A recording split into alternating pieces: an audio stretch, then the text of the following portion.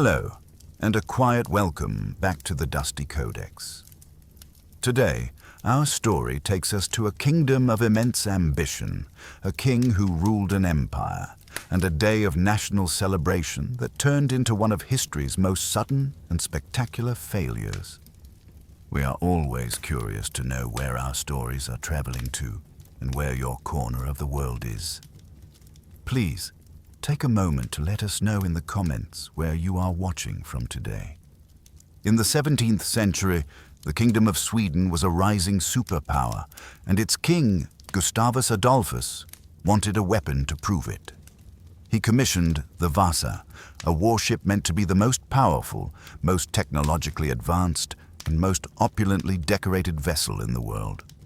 It was a floating fortress, a masterpiece of propaganda bristling with an unprecedented 64 heavy bronze cannons, designed to be the terror of the Baltic Sea and a key weapon in the ongoing 30 Years' War. On August 10th, 1628, the Vasa was finally ready. Thousands gathered in Stockholm harbor to watch its maiden voyage. With its flags flying and cannons firing a salute, it set sail, traveled just 300 meters, was hit by a light gust of wind, tipped over, and sank in 32 meters of water. It was a catastrophic national humiliation. To understand the Vasa, you must first understand its patron, King Gustavus Adolphus, the Lion of the North. He was a military genius, a visionary ruler who was transforming Sweden from a remote, poor country into a dominant European empire. His armies were sweeping through Europe in the devastating 30 Years' War. But to control his new empire, he needed to control the sea, particularly the Baltic, which he was determined to turn into a Swedish lake. He needed a fleet of superweapons. The Vasa was to be his flagship, the physical embodiment of his power. He personally oversaw its design, corresponding constantly with his master shipbuilder, Henrik Hubertsson.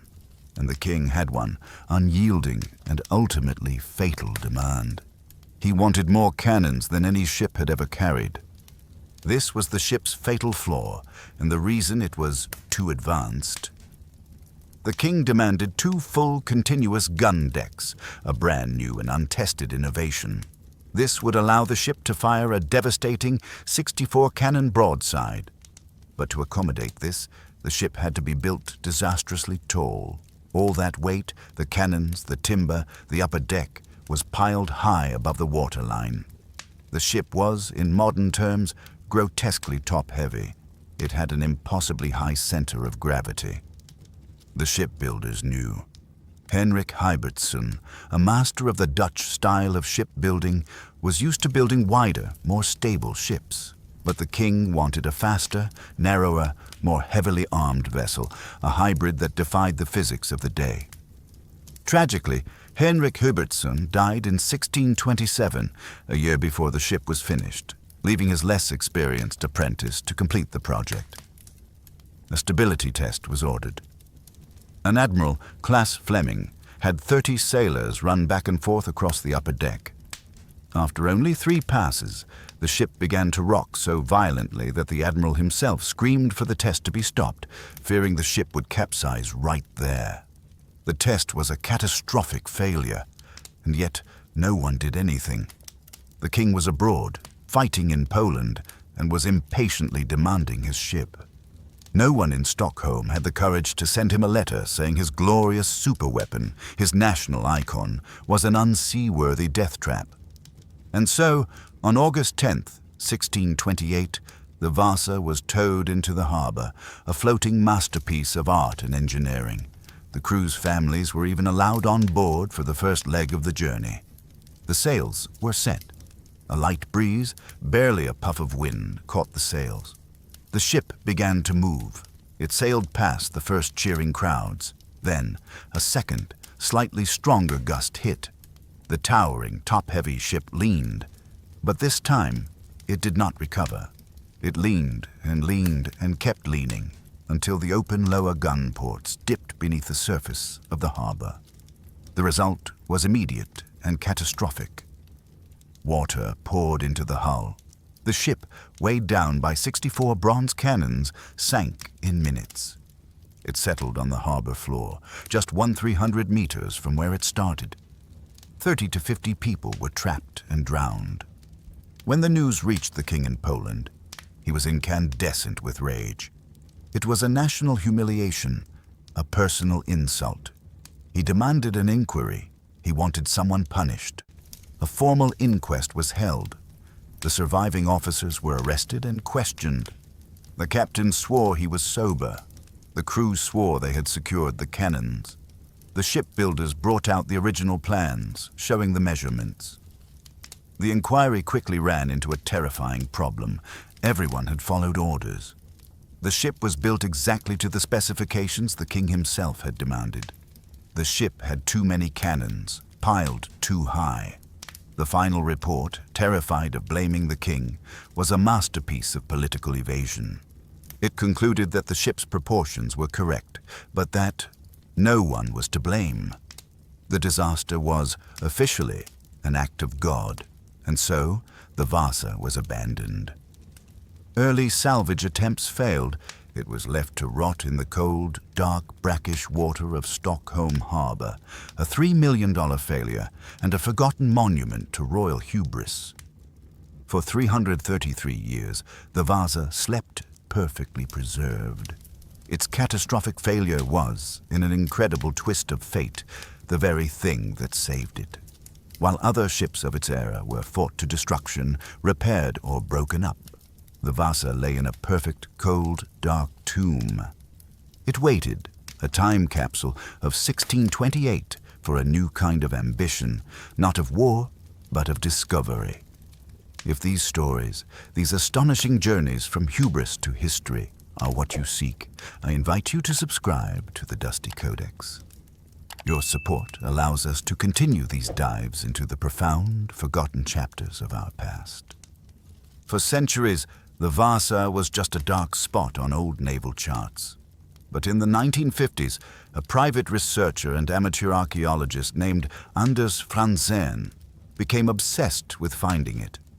He was not a professional, but he had a powerful theory. Franzén knew that most wooden shipwrecks in the world are devoured in decades by a creature called the Teredo navalis, or shipworm. But he also knew that this specific creature cannot survive in cold, low salinity, brackish water. The Baltic Sea, and by extension Stockholm Harbor, was a perfect shipworm-free environment.